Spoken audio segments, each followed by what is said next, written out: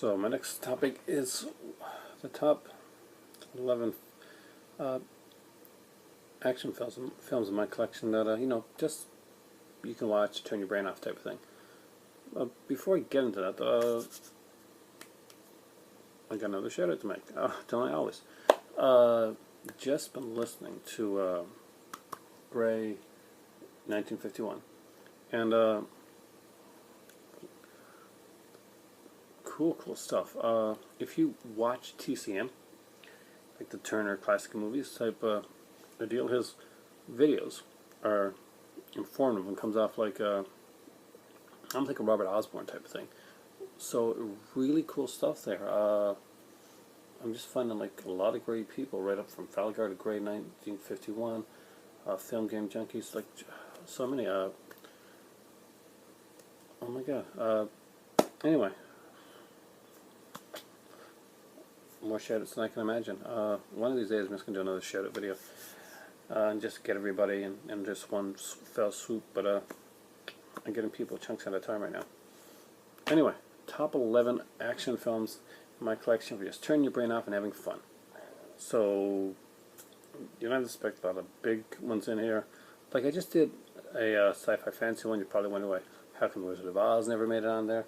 How come my favorite movie never made it on there? Well, some of them I don't have. Some of them I don't have an edition that I want to put in there. The other ones I may have just forgotten. I like movies like Serenity and stuff like that too, but they just didn't make the list this time around. But they may make another list. So, without further ado, let's go. Jean-Claude Van Damme. This is actually an Albert Pion film. And I like the old Golden Globus action stuff, and this one was fun. Is this brain surgery? No, but it is just a fun film you can sit back and not use your brain with. Is it his best? Probably not, but it's in my collection and I do watch it.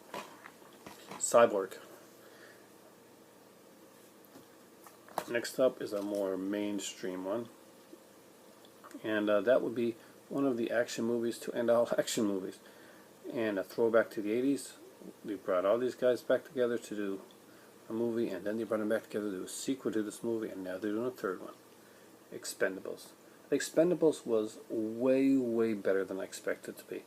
Some of the action scenes were shot just a little bit too fast during the fight sequences, and it kind of went around a bit, back and forth to but you know, no matter what complaints I have about the film, it's way outweighed by the epic badassness of this movie.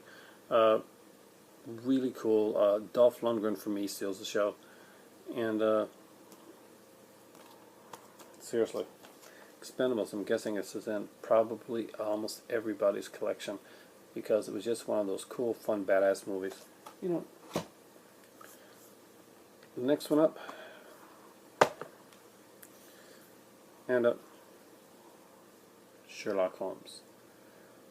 I wasn't sure how I felt about Sherlock Holmes being kind of an action-y movie, and yeah, I do consider Guy Ritchie's Sherlock Holmes here kind of an action-oriented movie, way more than it is a mystery. But then again, I liked young Sherlock Holmes as well. Unfortunately, that was not in my collection, or that would be on this list. And Robert Downey Jr. did an amazingly, surprisingly good job, and I'll be honest with you, I was a doubter. And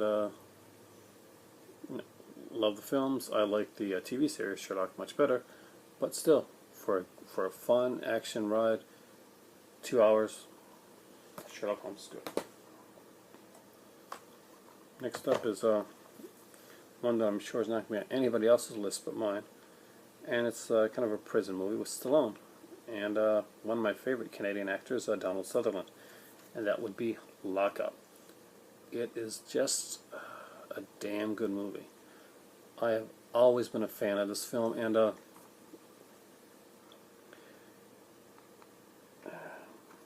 you know, if you haven't seen it, just give it a chance. Watch it if it's on TV or something like that. Or this one I just bought at when Trade and Save, but a year ago, for like $2 or something like that. So you know, it's worth, if you can get it for that price. Honestly, it's worth checking out. It's a fun film. Next up is a favorite of my better halves, and I really do like this as well. Not for everybody, but it is fun, and it is The Dirty Dozen.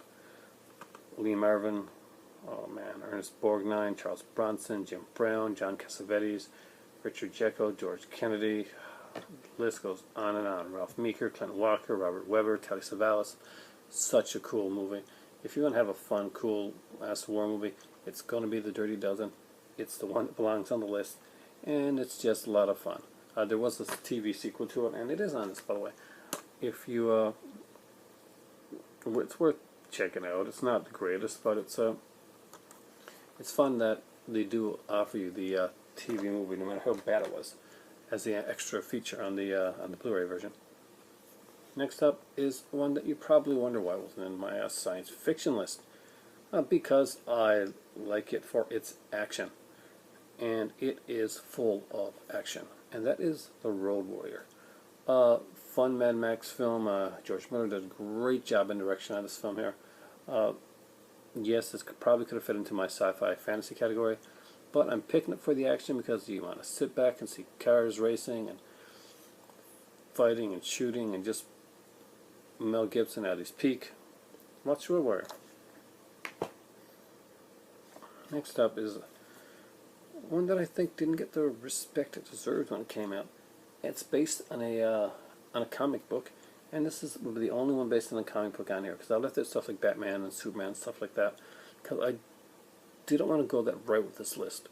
But this is the only comic book one that kind of made the made the grade for this list here, because it was definitely wasn't a superhero thing, and that would be The Losers. Yeah, a lot of people give this movie crap, but I gotta say I had fun with this one to the end. I was really, really surprised, and I suggest if you haven't seen it, or you heard just heard crappy stuff and you didn't give it a chance, give it another chance. Got a cast here. We got Jeffrey Dean Morgan, Zoe Saldana, Chris Evans, Idris Elba, Jason Patrick. I mean, we did not know back then that Idris Elba was going to become the force to be reckoned with that he is now. Also watch Luther. Good show.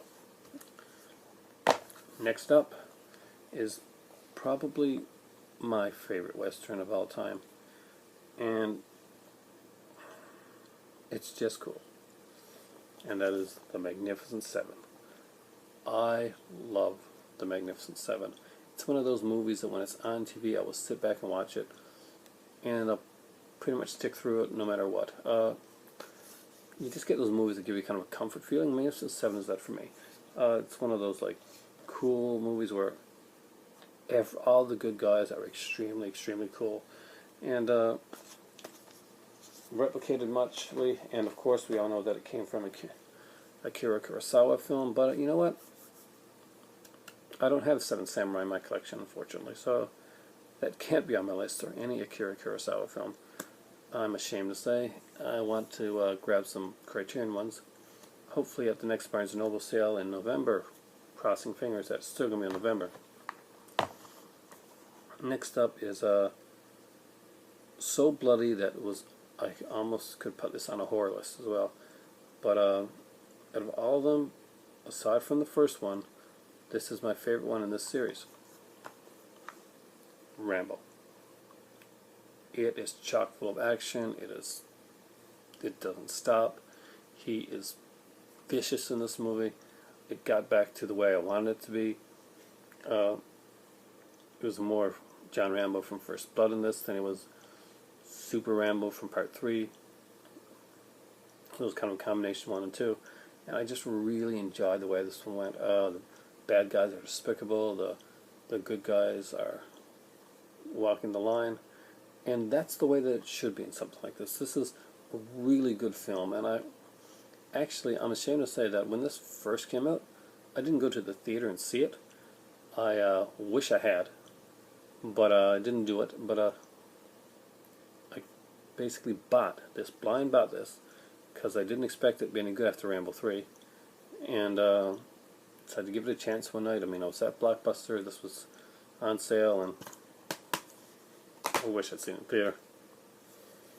2 more to go. You can't go with it in it. You can't just have one of these listed, some cool blaxploitation film that you really, really love. And a lot of people would shove up Foxy Brown, or maybe one of Fred Williamson's, but not me, because I have a better blaxploitation film than Foxy Brown. Coffee. Pam Grier, in my opinion, at her best. Of course, working with this one, of course, is Sid Haig as usual, and Alan Arbus has a role in this, a good role actually, but I consider this one of, if not the best Pam Grier movie. She's never more lovely and gorgeous and voluptuous than she is in this film here, and never more deadly. So if you don't have Coffee, check it out. There's a cool audio commentary by the director on it as well. A lot more than a lot of those get. And the last one is an Australian one, because you can't have one of these without another Australian one in the list. Yeah, George Miller's Mad Max 2 Road Warriors is Australian, but this is pretty cheesy fun. Escape 2000, also known as Turkey Shoot. Now, this was just a fun film. And now look, cast on this one as well. We've got Steve Railsback, who everybody knows from, well, pretty much everything, but I can't remember the name of it now, but it's about a killer. Razorback. Hello? Yeah, Razorback. I think it's called Razorback. Olivia Hussey, we've all seen in Black Christmas, and of course Romeo and Juliet. And if you're a soap opera fan from the 80s, and I am back, because that was back in the day when soap operas, everybody watched soap operas. Yeah. Anyway, this actually has Carmen Duncan, and that's a pretty obscure soap opera reference probably, but Carmen Duncan played the daughter of Mac Corey on Another World, and to see her in this is so different, because I didn't realize it was her at the time. Of course, Linda Stoner's in this as well, but it just blows me away. This is not an easy one to pick up right now. If you can find it, I definitely suggest getting it, but be prepared to pay. I lucked out, and there's a guy selling off his entire collection, and I got this for like $2. Early anchor-based stuff. Escape 2000. This is the totally uncut version. There's some great features on this one here as well, and it's just a fun film. I mean, it's cheesy, it's bloody, it's offensive to some people, I don't know, but I just really enjoyed it. Overall, that's 11 movies that you can just turn your brain off and sit back and watch and just enjoy yourself. Sometimes that's all you want to do in a movie, is just enjoy yourself, and I think every one of those movies fit the bill on that. So we've got Sherlock Holmes, the Guy Ritchie version, Coffee, Magnificent Seven, The Losers, The Dirty Dozen, Expendables, Escape 2000, Rambo, Road Warrior, Lock Up, and Cyborg. That's my list, and I hope you enjoyed it, because right now it's time for tea and then probably sleep. Thanks a lot, guys, and as always, keep the videos and comments coming. I really enjoy them.